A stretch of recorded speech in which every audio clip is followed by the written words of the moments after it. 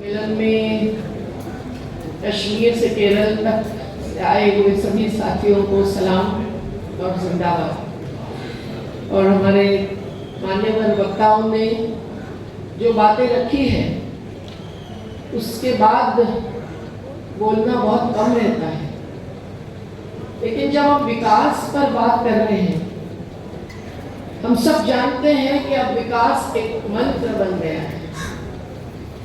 हर चुनाव के पहले मैं विकास लाऊंगा, मैं विकास लाऊंगी, इस प्रकार की घोषणाओं से आसमान तक आवाज उठती है। और विकास का तंत्र भी बदल गया है और उसकी बहुत सारी बातें हमारे केवल अभ्यासु ही नहीं पर कार्यरत रहे कार्यकर्ता साथियों से, प्रफुल्लता से भी आपके सामने रखे जा चुकी है। तो आज जो विकास के नाम पर हो रहा है उसमें विनाश कितना है, उसमें विस्थापन कितना है और उसके आधार पर ही विषमता और गैर बराबरी कितनी विभत्स चोटी पर पहुंच गई है, ये सब बातें हमारे आंखों के सामने है। और ऐसी स्थिति में हम देख रहे हैं कि जो चुनाव नहीं चुनौती हमारे सामने है, उसको लेने के लिए समाजवादियों की एकजुटता एक अहम जरूरी बात हो गई है। समाजवाद का नजरिया ही पूरा गैर बराबरी पर लक्ष्य रखकर ही आगे बढ़ने वाला है और बढ़ता रहा है। हमारे सामने किसके नाम ले लूं और किनके नहीं ले लूं, जो सभी मार्गदर्शक और हमारे प्रेरणा स्रोत रहे हैं, उन सभी लोगों ने जो बातें रखी हैं, यूसुफ मेहरअली जी से लेकर सानी गुरुजी तक, मधु दंडवते जी, मधु लिमय जी तक, और अलग अलग राज्य से गोपाल गौड़ा जी जैसे और बहुत सारे जो समाजवाद को आगे बढ़ाते हुए हमें बहुत कुछ प्रेरणा देकर आए हैं, उनको आज याद करे बिना हम लोगों को समझ में आना मुश्किल है कि क्या हो रहा है। हमें रखी पर्यावरण जिसका कि हम भी एक हिस्सा है, हर जीव जंतु के साथ मानव भी, उस पर कितना बड़ा आघात हो रहा है।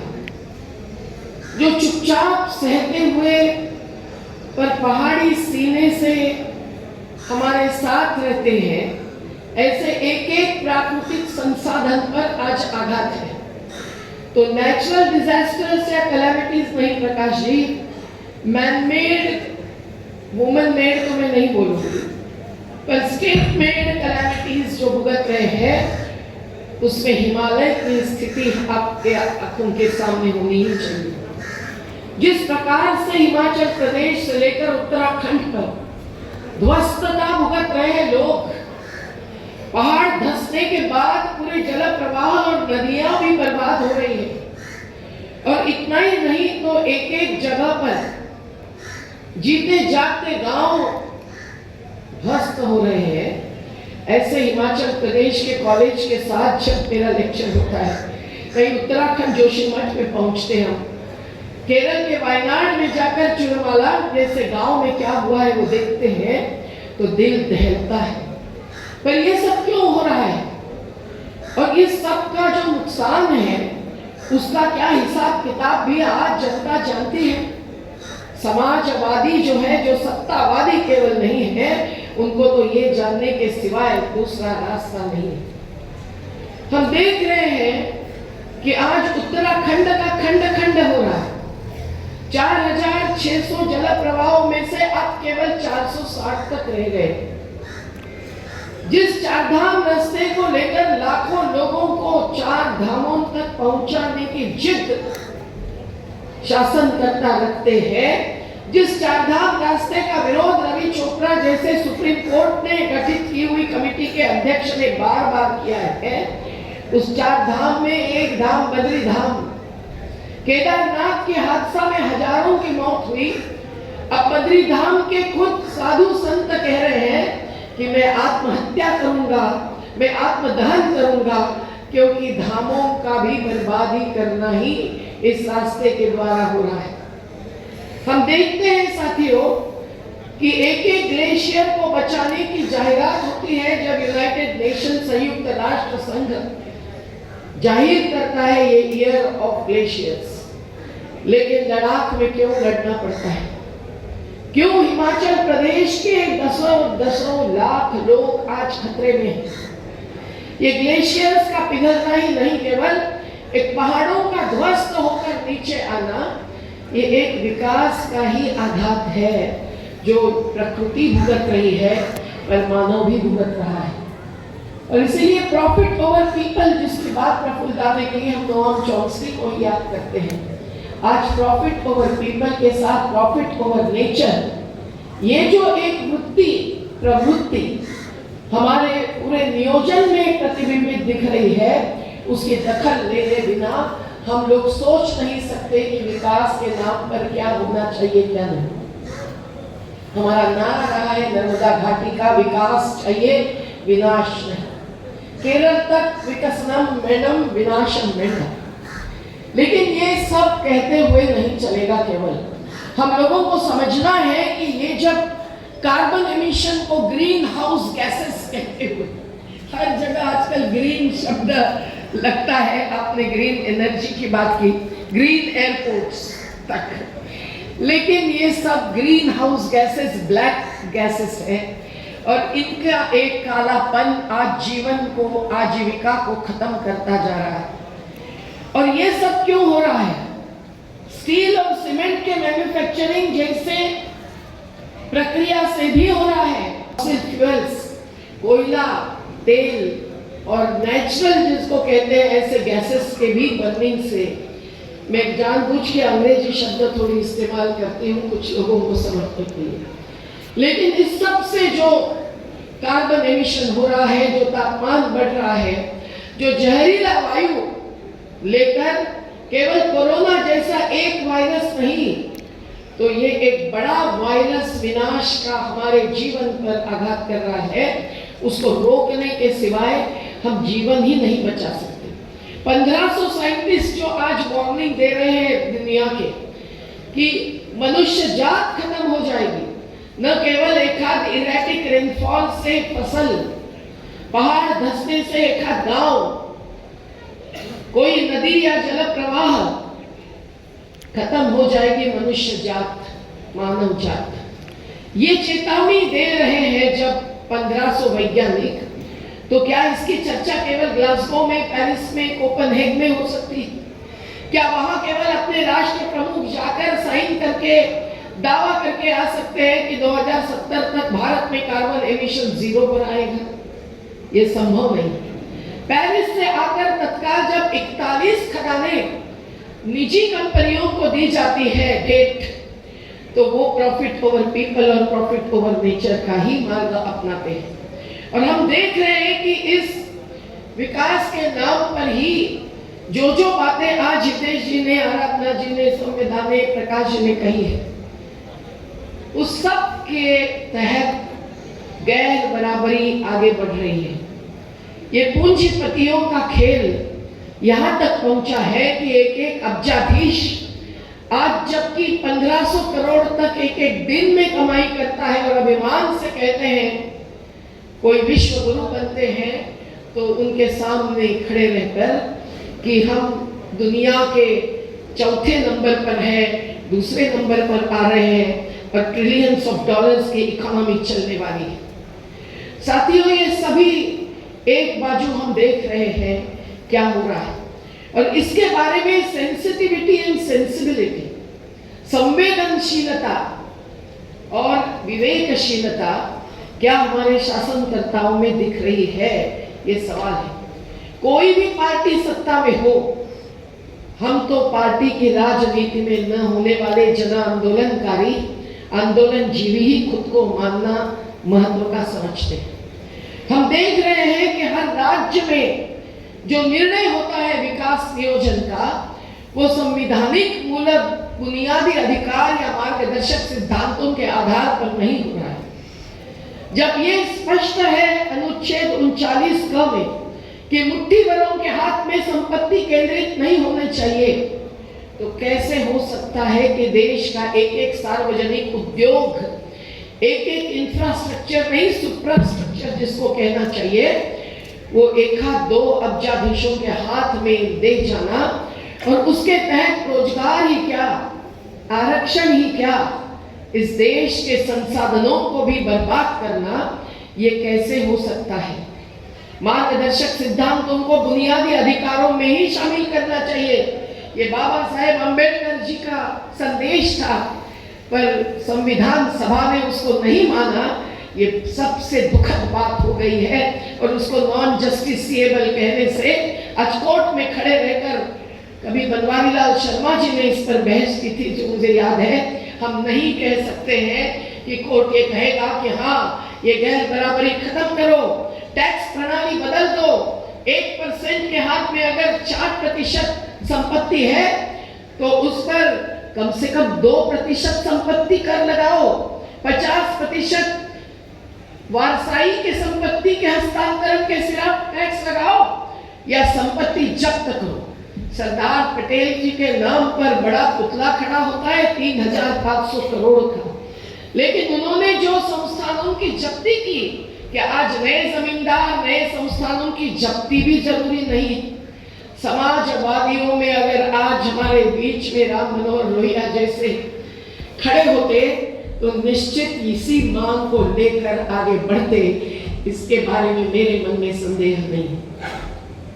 पर हम देख रहे हैं कि इस प्रकार की गैर बराबरी को खत्म करने की जब प्रेरणा आज शासनकर्ताओं में नहीं दिख रही है और एक प्रकार का गठबंधन केवल इलेक्टोरल बॉन्ड्स के नाम पर ही नहीं, अलग अलग प्रकार के गठजोड़ के नाम पर हम सामने देखते हैं कि ये एकजुटता इस सम्मेलन के द्वारा किससे गठबंधन करेगी, किस प्रकार का गठजोड़ हमारी ताकत को एक आंदोलन में परिवर्तित करेगा। हमारे आंखों के सामने वही समाज है, वही समुदाय है जो आज अपनी मेहनत से ही हर निर्माण करते हैं, हर सेवा देते हैं।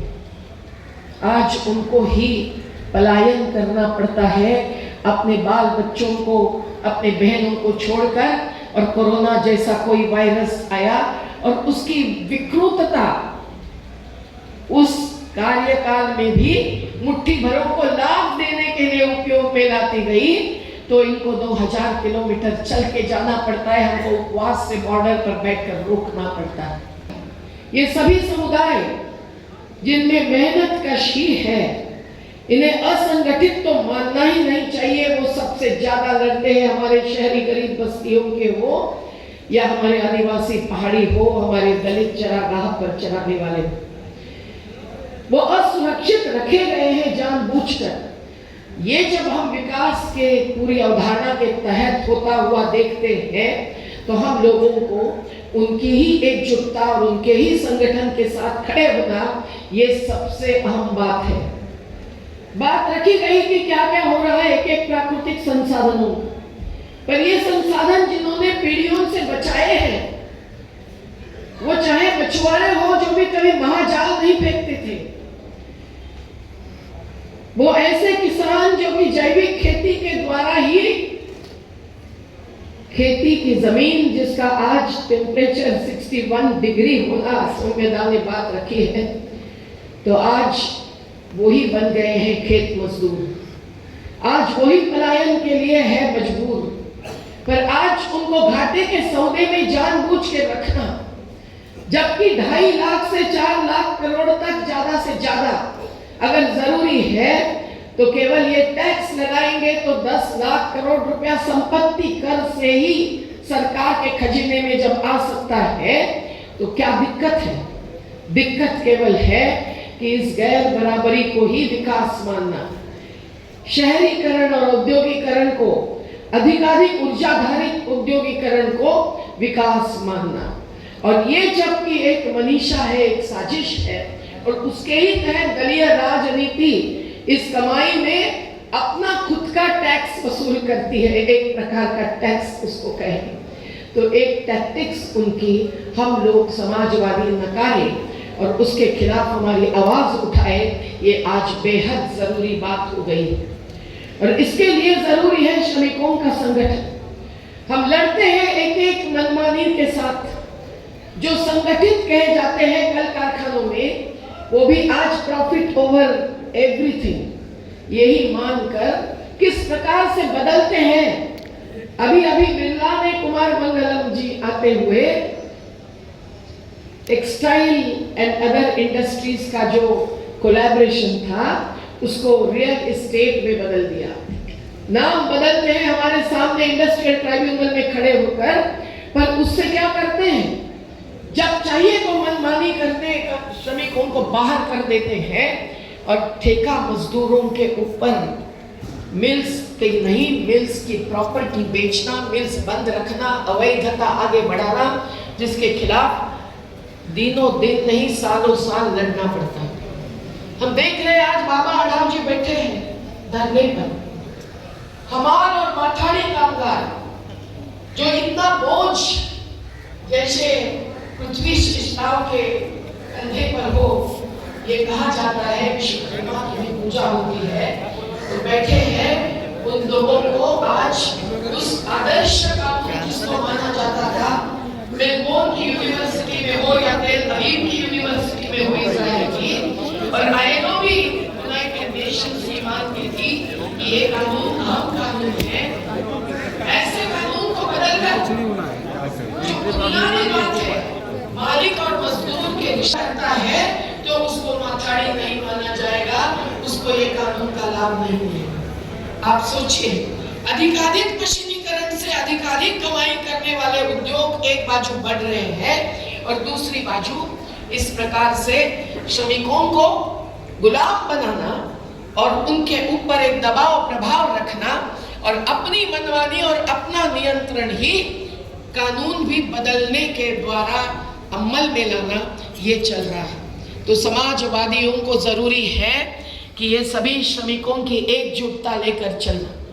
हमारे पिताजी को मुझे याद करना पड़ता है, पर जो जो समाजवादी अलग अलग श्रमिकों के साथ काम करते थे उनको याद करना इसलिए जरूरी है कि आज आप किसी भी क्षेत्र में किसी भी प्रकार का काम करते हो, श्रमिकों को अपने नजर में रखना और मेहनत से जो सेवा करते हैं, जो निर्माण करते हैं, उनके ऊपर आघात नहीं होने के लिए खड़े रहना, ये हमारा सबसे पहला कर्तव्य है। और ऐसी स्थिति में तो लेबर ऑर्गेनाइजेशंस के एकत्रित लेकर चर्चा होनी है। हमारी गीता अम्मा यहाँ बैठी है, सालों और पीढ़ियों से काम करने वाली। मुरारी जी ताई यहाँ बैठी है, उस गन्ने करने वाली। आज क्या हो रहा है? आज अगर 44 में 29 कानून वापस हो जाएंगे तो वो 3 कानून जो किसान विरोधी थे उसके वापसी के लिए 735 किसानों को शहादत देनी पड़ी। इन कानूनों को बचाने के लिए कितने श्रमिकों की शहादत ले लेगी सरकार?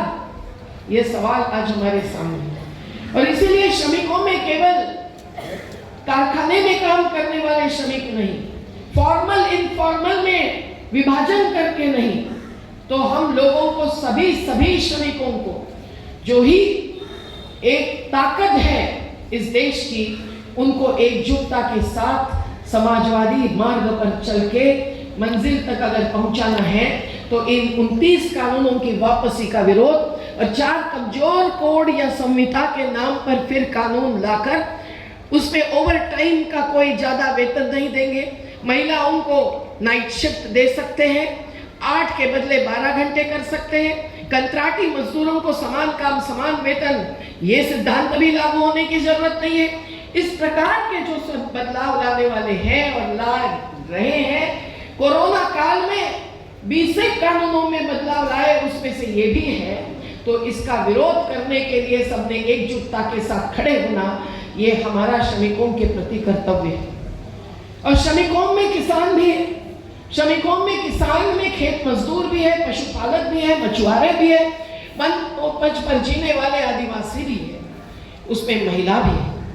ये सभी श्रमिकों की, किसान की भी व्यापक व्याख्या करके अगर हम आगे बढ़ाना चाहते हैं तो ये प्राकृतिक संसाधनों पर होने वाला आधार, जो उनका जीवन आधार है, उनके आजीविका का आधार है, उसको हमें रोकना ही होगा। बेरोजगारी बढ़ रही है तो कॉर्पोरेट्स आपको रोजगार दे देंगे, हर अब्जादी रोजगार बढ़ाएगा, ये झूठा दावा जो हम लोग इर्द गिर्द में केवल नाके पर रोज सुबह बस से निकलते निकलते हम देखते हैं, तब भी दिखता है चित्र, किस प्रकार की महिलाएं भी खड़ी होती है, युवा भी खड़े होते हैं, युवतियां खड़ी होती है, और गाड़ियां भर भर के मध्य प्रदेश के एक एक जिले से मैं देखती हूँ कि कैसे बच्चों को लेकर बाल मजदूरी को मान्य करते हुए ले जाते हैं और कोई श्रम मंत्रालय इसको रोकता नहीं है।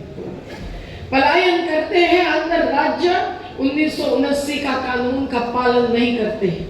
तो एक बाजू श्रमिकों की आजीविका पर होने वाला आघात, दूसरी बाजू इस प्रकार की एक बढ़ती हुई अत्याचारी भूमिका, इसके बीच में हमको खड़े होने की जरूरत है। आराधना जी ने बात की, प्रकाश जी ने बात की कि किसानों पर कैसे आघात हो रहा है, पर घाटे का सौदा न्यूनतम समर्थन मूल्य की मांग करके भी बदलेगा क्या? ये मेरे जैसे के मन में सवाल आता है। Why should we say minimum support price? We need optimum support price at least. सही प्राइस तो मिलनी चाहिए, पर प्राइस तो पूंजी और बाजारवादी अर्थव्यवस्था में ये प्राइस के बारे में लड़ना कहां तक चलेगा, ये भी सोचने की जरूरत है। और इसके लिए श्रीवास्तव जी ने जो बात रखी वो भी समझने की जरूरत है। हम लोगों को आज स्वावलंबी, स्वयं आधारित, प्रकृति आधारित अगर खेती आगे बढ़ानी है तो हमको केवल कपास और सोयाबीन की बात भी नहीं चलेगी। हाँ, आज की स्थिति में हम मांग करते हैं, लेकिन कैश क्रॉप कहते हुए आज मंडियों को भी सैलों में परिवर्तित कर रहे हैं।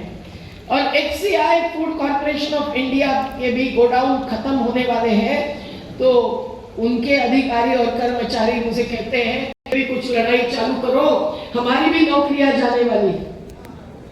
लेकिन केवल वो नहीं, तो एफसीआई के गोडाउन से, सरकारी गोडाउन से जो राशन तक आता है वो भी अनाज बंद होकर उसके बदले डीबीटी, केवल पैसा थोड़ा सा डालना, और वो भी महिलाओं के खाते में नहीं डाला जाएगा तो शराब के दुकान पर जाएगा। इस प्रकार की व्यवस्था सरकार ने करके रखी है, इसका भी हमें धिक्कार करना चाहिए। और केवल धिक्कार करके नहीं चलेगा, हमको ये विकल्प का जो मार्ग है, खेती को स्वावलंबी बनाना, जिसमें खेती को जैविक बनाना भी अहम मुद्दा है। नहीं तो जीएम फूड्स को बहुत सारे वामपंथी विचारधारा के लोग भी कभी अगर मंजूरी देते हैं, हम मंजूरी नहीं दे सकते हैं। आज वो जहरीला प्रकार, जो भी कुछ न्यूनतम मुट्ठी भर कॉर्पोरेट्स के ही बीज, उनके ही खाद, उनके ही दवाएं, इसका बाजार बढ़ाता है, तो हम क्यों उसको समर्थन दे देंगे? हम कैसे मंजूर करेंगे कि प्राकृतिक आपदा के जो आघात होते हैं, उन आपदाग्रस्तों को भी न्यूनतम भरपाई भी नहीं दी जाना, जबकि लाखों करोड़ रुपया एक साल में 5-5 लाख करोड़ रुपया इतना कर्जा माफ किया जाता रहा है। आज की सरकार केंद्र में आई, उसके पहले से भी आप देखिए हर बजट में, और ये नॉन परफॉर्मिंग एसेट्स में कर्जा लेकर डालने वाले लोग उसी के द्वारा अपनी कमाई बढ़ते ही और बढ़ाते ही जा रहे हैं। तो आज जब हम कंपनीकरण का विरोधी करते हैं, तो भी समझना होगा कि किसानों को इस कंपनीकरण से अगर छुटकारा चाहिए, तो मुझे सुलभा ब्रह्मे जी को याद करना पड़ता है, जो पुणे में ही थी, कि हमें सरकारी भी नहीं, हमें कंपनी भी नहीं, हमें सहकारी मार्ग पर चलना है। तो ये बात भी किसी ने रखी थी कल, और ये बहुत जरूरी है कि हम लोगों को कम्युनिटी और कोऑपरेटिव, ये दो का आधार लेकर अगर इस देश का औद्योगिकरण हमको खत्म नहीं करना चाहिए, पर कॉटेज इंडस्ट्रीज, गृहोद्योग, ग्रामोद्योग जो गांधी जी का सपना रहा है, नेहरू जी ने थोड़ा सा बदला का रास्ता लिया, उनको वो जरूरी लगा, पर अंतिम स्तर पर आते हुए उनका भी वक्तव्य हर जगह आया हुआ है कि हमने थोड़ी गलती की है, हमको गांधी जी के ग्राम स्वराज के मार्ग पर ही चलना पड़ने वाला है, नहीं तो पंचशील का उद्देश्य भी सफल नहीं हो सकता है। तो साथियों, इस मार्ग पर चलना मतलब क्या? जन संगठन की बात तो अगर हितेश जी जैसे युवा साथी कर रहे हैं, समाजवादी जन आंदोलनकारी ही अधिकतर रहे हैं, तो हम लोगों को सत्तावादी न बनते हुए किस प्रकार से जनता की एकजुटता के आधार पर आगे बढ़ना है, ये हमको तत्काल तय करना जरूरी है। किसी भी उम्र के हो, क्या उम्र के थे सभी समाजवादी मार्गदर्शक जिनके चित्र आप देखते हैं, किस प्रकार के संघर्ष के साथ रचना को कार्य को जोड़कर आगे बढ़ते थे। हम सब लोगों को उसी प्रेरणा से आगे बढ़ने की जरूरत है। एक एक प्राकृतिक संसाधन पर हो रहा हमला भुक्तभोगियों को तत्काल खड़ा कर ही देता है, कोई दिक्कत नहीं है। भुक्तभोगी जब आवाज उठाते हैं तो उनके साथ खड़े रहेंगे। हाँ, आपको हो सकता है गोल बंद करने वालों को जेल बंद करने वाले खड़े रहेंगे आपके सामने, आरोप झूठे लगाते हैं हम सब पर, अर्बन नक्सल कहते हैं। अरे नक्सलवादी कभी अर्बन थी क्या? नक्सलवादियों की भी संकल्पना और नजरिया न जानने वाले इस प्रकार से उपयोग करते हैं, तो करने दो। लेकिन हम जब सत्तावादी नहीं हैं, हम समाजवादी हैं, तो हम लोगों को तो हिम्मत से आगे बढ़ने के लिए एक एक संसाधन के ऊपर, भूमि हो जिसकी बात तो सत्कार जी करके गए, मैं अधिक नहीं बोलती हूँ, पर मूल निवासी जब लड़ते हैं, जल जंगल जमीन बचाने मूल निवासी लड़ते हैं, पूंजीपति ठेकेदारी लेकर तुमसे ही तो जुड़ते हैं। ये जब होता है तब हम लोगों को समझना चाहिए कि उनके साथ खड़े होना हमारा पहला कर्तव्य है। हम खुद संगठन करेंगे क्या? हम खुद आंदोलन खड़े करेंगे क्या? वो 4-4 दशक चला सकते हैं क्या? ये एक बात है। पर हम देखते हैं कि नर्मदा के घाटी में जो हो रहा है आज, ये देखिए अवैध रेत खनन, ये देखिए जल परिवहन के नाम पर क्रूज चलाना जिसपे बियर बार होगा, पर्यटन के नाम पर पलायन करने के लिए मजबूर करेंगे एक एक किसान को और आदिवासियों को, और औद्योगिक प्रदूषण आकर हर नदी बर्बाद हो रही है, प्रदूषित हो रही है, और नदी के साथ साथ नदियों के जोड़ के प्रकल्पों से भी वो नदियों को बर्बाद कर रहे हैं। उसकी बात पूरी करने में आज समय नहीं है, पर नदी जोड़ परियोजना को भी दूर रखते हुए हम लोगों को नदियों को अविरल बहने देने के लिए, नदियों को निर्मल रहने देने के लिए किस प्रकार का जल नियोजन विकेंद्रित रूप से करना होगा, इस पर समाजवादियों की सोच, लोहिया जी का बड़े बांधों का विरोध और कुछ कहने की जरूरत नहीं है। पर ऊर्जा के लिए भी रिन्यूएबल्स की बात तो चलती है, पर ऊर्जा धारित विकास जब ज्यादा से ज्यादा है तो सोलार हो, उसको भी बड़े बड़े कर्नाटक का उदाहरण है, पार्क्स बनाए और जमीन पर फैलाए, खेती की जमीन उसके लिए भी बर्बाद कर रहा है। ये सब जो होता है हमको उस पर भी सोचना चाहिए। इसलिए जल हो, ऊर्जा हो, हर प्रकार का संसाधन से निर्माण किया हुआ कोई भी लाभ भी कितने हद तक इस्तेमाल करे, इस पे कंजम्पशन की बात प्रफुल्लदा ने और सौम्यदा ने रखी हुई है और कहने की जरूरत नहीं है। पर इसका मतलब ये है कि ऐसे गलत विकास की अवधारणा को विरोध करने के लिए हम खुद को भी अपनी जीवन प्रणाली को जांचना, तरसना, तपासना जरूरी है। जीवन प्रणाली ऐसी बदल दी है कि बाजार फुलला ऐसा ही कहना पड़ता है, मोगरा फुलला बोलने की हिम्मत नहीं होती। ये बाजार जो आज सब जगह फैला हुआ है, उसके तहत जो सही अर्थ से रोजगार बढ़ाने वाला तंत्र था, सही अर्थ से रोजगार बढ़ाने वाले केंद्र थे, ग्रामोद्योग, गृहोद्योग के, वो खत्म हो रहे हैं। एमएसएमई के नाम पर भी बजट कितना रखा जाता है अब देखिए। तो हम लोगों को बजट के भी तहत और औद्योगिकरण के नियोजन के तहत भी ये आग्रह रखना होगा कि नियोजन का भी विकेंद्रीकरण होना पड़ेगा। नारा है नर्मदा घाटी में लोकसभा से ऊंची ग्राम सभा, क्योंकि हम देखते हैं कि विधानसभा और लोकसभा में क्या जवाब मिलते हैं, तद्दन झूठ जवाब।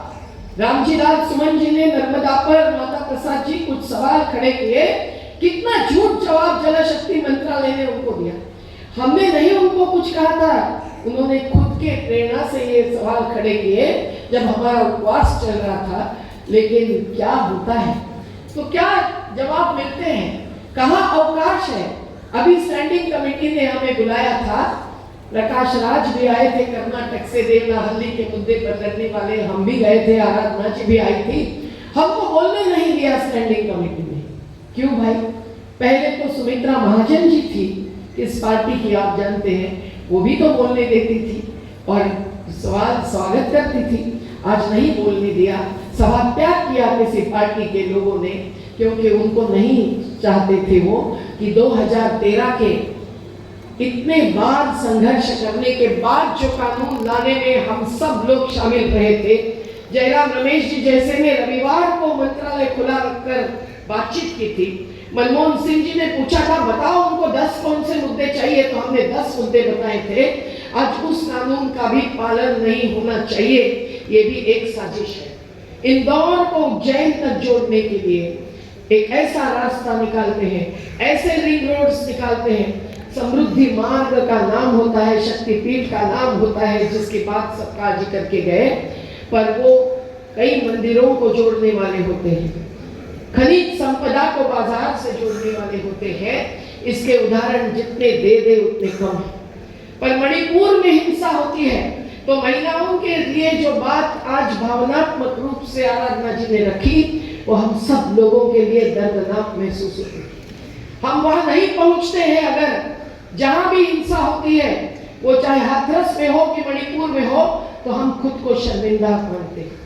पर मणिपुर की हिंसा भी केवल 2 आदिवासी समाजों के बीच की हिंसा नहीं है, ये हिंसा भी विकास के नाम पर होने वाली हिंसा है।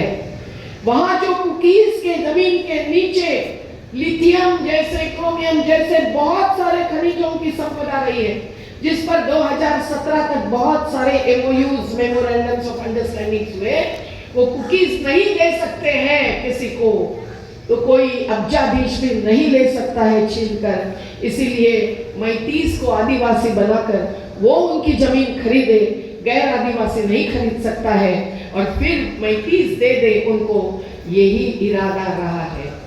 तो एक एक जगह की इस प्रकार की प्राकृतिक संपदा और उस पर खुला हुआ बाजार आज कहां तक पहुंचा है, बस में 2 मिनट पाओगे। वैश्वीकरण, उदारीकरण, निजीकरण, इस पूरे नीति का विरोध तो समाजवादी करते ही आए हैं। लेकिन क्या हो रहा है, इस पर हमारी नजर है क्या, ये सवाल है। आचार संहिता के काल में 47 अमेरिका की कंपनियां भारत में आई थी और कॉमर्स मिनिस्टर के साथ केंद्र के बैठकर वो बहुत सारा प्लान करके गई, और उसके बारे में Miss Taylor, agribusiness department की अमेरिका की प्रमुख ने जब प्रेस कॉन्फ्रेंस ले ली, तो वो भारत के प्रेस और मीडिया से नहीं, अमेरिका के मीडिया में पूरी जगह इतने बड़े बड़े पन्ने भर न्यूज आए जिसमें लिखा कि भारत के युवा अमेरिकन प्रोडक्ट्स चाहते हैं, युवा किसान। तो अमेरिका के अनाज आएगा, दालें आएगी और डेयरी प्रोडक्ट्स भी आएंगे। आज जो एग्री व्यापार नीति आई है, वो 3 कानून की वापसी होने के बावजूद उसमें से सभी मुद्दों को फिर से लेकर आई है। तो इसके खिलाफ विरोध करने के लिए कैसे खड़े होंगे लोग, अगर उनको ये सब चीजें मालूम नहीं। संयुक्त किसान मोर्चा ने अभी वो मुद्दा उठाया है, पर क्या करे, पंजाबी किसानों की सेना आज बस बाढ़ से टकरा रही है। नदियों पर बने हुए भाखड़ा नांगल जैसे, रंजीत सागर जैसे बांधों में पंजाब को बर्बाद किया है। तो आज उनको भी एक बाजू किसान की मांगे, और आज किसान भी प्रकृति निर्भर समुदाय का हिस्सा है, तो प्रकृति को बचाने की मांगे, नदियों को बचाने की मांगे, खेती को बचाने की मांगे ही करनी पड़ रही है। स्थिति में हम बस यही कहेंगे कि हम सब समाजवादियों को जो एकजुटता बनानी है, उसके साथ जागरूकता लानी है। हाँ, चुनावी राजनीति में न जाते हुए अगर हम लोग ये चुनौती स्वीकारेंगे, तो भी मतदाता जागरण तो करना पड़ेगा। जाति धर्म के पार सभी को एकजुट करने के लिए हम लोगों को जिद रखनी पड़ेगी, हिम्मत दिखानी पड़ेगी। तो जहां भी अन्याय होता है, अत्याचार होता है, मॉब लिंचिंग होता है, वहां पहुंचना पड़ेगा, क्योंकि विकास के अस्तित्व के सही मुद्दों को नकार कर अस्मिता को उछालने की जो बात हो रही है वो अगर चलती रहेगी तो हम लोगों का ध्यान जो आदिवासियों पर है, दलितों पर है, प्रकृति पर है, तो प्रकृति धर्म और मानव धर्म ये दोनों को नकार कर बिरसा मुंडा से लेकर सभी का एक प्रकार का नजरिया खत्म करेंगे तो समाजवादी नजरिए के लिए स्पेस कहां बचेगी, ये सवाल है। और इसीलिए हम सब लोगों को शिक्षा, स्वास्थ्य सब पर तो अभी बात करने के लिए मुझे समय नहीं मिला है, अध्यक्ष बनाकर बिठा के रखते हैं, वैसा ही हुआ है, वो स्वाभाविक है। लेकिन मैं ये कहूंगी कि सभी वक्ताओं की बातें एकत्रित लेकर इस एकजुटता सम्मेलन से हमारी एकजुटता, ऐसी ख्वाहिश जो समता और न्याय की तरफ और समाजवाद जैसा 1976 तक नहीं था प्रस्तावना में, लेकिन आखिरी में तो आया। ऐसे मुद्दे को लेकर अगर आगे बढ़ना है तो हम लोगों को एक गांव चुनो। कल के एक गीत में सुंदर रखा गया कि चलो नजदीक गांव है पुणे के पास, देख लो। पर आएंगे तो पर्यटन के लिए पर्वती जा सकते हैं, गांव के स्थिति देखने के लिए नहीं जा सकते हैं। आजकल ऐसी स्थिति बन गई।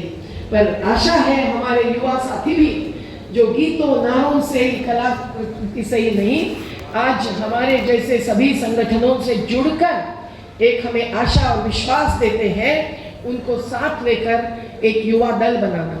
महिला उनकी जीवटता अलग ही होती है, सृजनशीलता अलग होती है, वही आखिर तक आंदोलन में चलती है, ये हमारा अनुभव है। तो उनका भी एक दल बनाना, और ये दल सेवा दल ही नहीं, एक कर्तव्य दल बनेगा, एक परिवर्तनकारी दल बनेगा। ये हम लोगों को करने के लिए हमारी एक संरचना बनाना भी जरूरी है। सुनीलम जी जैसे जो जहां भी अन्याय और अत्याचार हो रहा है वहां हमारी टीम पहुंच जाए, तो समर्थन देने के लिए और अन्याय को दूर करने तक कानूनी और मैदानी लड़ाई में अपना सहयोग जुटाने के लिए। आज ऑनलाइन को ही माना जाता है, जो ऑफलाइन चलना चाहिए, नहीं, हमारी चाल ऑनलाइन होनी चाहिए और वो धरातल से जुड़ी होनी चाहिए। और उसी के आधार पर हम लोग इस एकजुटता सम्मेलन के द्वारा विकास के हमारी वैकल्पिक पूरी अवधारणा, जिसको पूरे रखने के लिए आज मौका नहीं है, बहुत सारी बातें उसमें आ सकती है, पर उसको हम आगे बढ़ा सकते हैं। उसके लिए हम संरचनाएं निर्माण कर सकते हैं। शिक्षा के क्षेत्र में हम अगर समाजवादी शिक्षा या हमारी जीवन शालाएं हम कहते हैं तो जीवन शिक्षा, इसको अगर आगे बढ़ाना चाहते हैं, हम स्वास्थ्य को भी प्राकृतिक तरीके से सुधारने की दिशा में एक एक केंद्र इकट्ठा करना चाहते हैं। शहरी गरीब विकास के आवास के अधिकार के लिए हम लोग जूझते हैं, अफोर्डेबल हाउसिंग के लिए हम लड़ते हैं। तकनीक की चुनौती भी बहुत बड़ी है। हाउसिंग एंड कंस्ट्रक्शन कितना बढ़ रहा है बताया, 5600% हिमाचल प्रदेश के एक जगह में अगर टूरिस्ट बढ़े हैं तो ध्वस्त होगा ही हिमाचल प्रदेश। पर हाँ, ऐसा कंस्ट्रक्शन सब जगह बढ़ता है तो उसमें भी तकनीक की चुनौती लॉरी बेकर को याद करते हुए रेत और सीमेंट के बिना हम ले सकते हैं। ये हमारे साथी करके दिखा रहे हैं, हमारे घाटी में भी चल रहा है। तो सब चीजों में विकल्प है।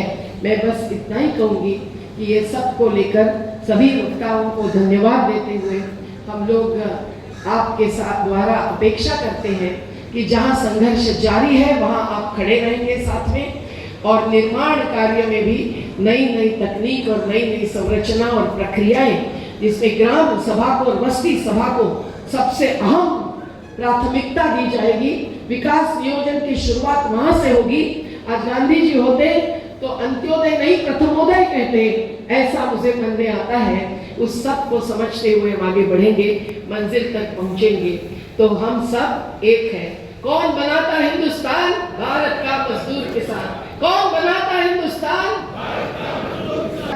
नहीं किसी से भीख मांग। धन्यवाद मेधा जी। मैं सभी वक्ताओं को धन्यवाद देता हूं। और हम ये जो आधार पत्र से घोषणा पत्र तक हम जा रहे हैं। मुझे लगता है ये सेशन की जो बात हुई उसमें हम घोषणा पत्र के लिए सहायक होगा। और एक बात मैं आपसे बोलकर खत्म करता हूँ, विकल्प विकास के लिए विकल्प राजनीति की जरूरत है और समाजवाद की ही राजनीति है। तो ये अवसर कैसे मिलेगा जब तक हम फासिस्ट शक्ति से मुक्त नहीं होंगे। और आज संविधान और गणतंत्र खतरे में है और जो इमरजेंसी से खिलाफ हम लड़े, आज हम अघोषित इमरजेंसी अघोषित जरूरी परिस्थिति में चलते हैं, तो इसके खिलाफ फासिस्ट शक्ति के खिलाफ हमको पहले लड़ना होगा। उसके साथ साथ विकल्प विकास की राजनीति के लिए हमको चलना होगा। इसलिए धन्यवाद देता हूँ। अभी डॉक्टर सुनील से मैं आग्रह करूंगा ये अगला अभी जो कार्यक्रम है वो घोषणा करें कि पूरा जो अल्टरनेटिव्स का दर्शन है वो आपके सामने आया है।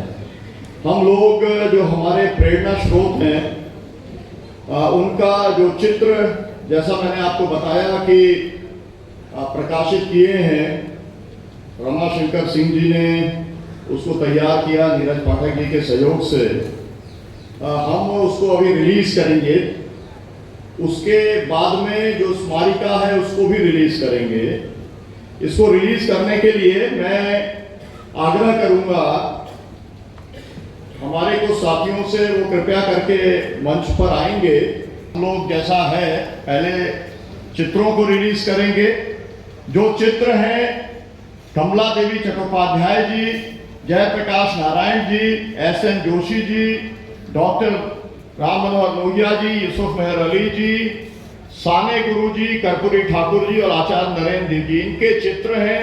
और जैसा मैंने आपसे पहले कहा था कि इससे बेहतर चित्र अभी 65 साल की उम्र हुई है और करीब 40 साल से सक्रिय हूँ, 45 साल से इतने सुंदर चित्र मैंने देखे नहीं है। मेरे कार्यालय के लिए भी लेके जा रहा हूँ, आप भी लेके जाइए। इसका जो प्रिंटिंग कॉस्ट है वो 150 रुपया है, तो वहाँ पर मिलेगा। लिमिटेड छपवाया है हमने, अगर आगे के लिए डिमांड आएगी तो फिर और भी छपवाएंगे। तो ये पहले पांडे जी, जयशंकर जी, एडवोकेट संबंधन जी जो हमारे तमिलनाडु के साथी हैं सुबह आए हैं, गौतम सागर राणा जी झारखंड से आए हैं, हमारे साथ में अजय अलमस्त जी हैं बिहार से आए हैं, हरीश खन्ना जी दिल्ली से हैं, हरियाणा के कॉमरेड दिलीप सिंह जी हैं, वो रत्ना बोरा जी गुजरात से, त्रिलोक मिश्रा जी छत्तीसगढ़ से, श्रीकंठ मूर्ति जी कर्नाटका से और इधरनाथ श्रीधरण केरला से। इसके साथ साथ में हमारे साथ में रमाशंकर सिंह जी जो है वो भी रहे, राम धीरज जी, रेजिनाथ जी, गोवा के कोई साथी हों, मैं नाम मतलब नहीं समझ पा रहा हूँ, एक ना एक साथी आए, तेलंगाना के प्रोफेसर सत्य नारायण जी। और मैं कहूँगा कि अन्ना खंडारे जी बहुत ही कठिनाई में आए हैं, बहुत खराब स्वास्थ्य है, इसके बाद भी आए हैं, तो उनसे भी अनुरोध है सरता जी उनको लेके आएंगे। आप सब कृपया कर मंच पे आ जाएं। हम लोग केवल जो है चित्र दिखाना है हम लोगों को कि जो हमारे नेता हैं उन नेताओं का, उनकी विरासत को हम लोग यहाँ पर समाजवादी एकजुटता सम्मेलन में समाजवादी आंदोलन के 90 वर्ष पूरे होने के अवसर पर हम उन सब अपने पुरखों को याद करने का काम श्रद्धांजलि पूर्वक हम लोग कर रहे हैं। बिहार भाई आ गए क्या?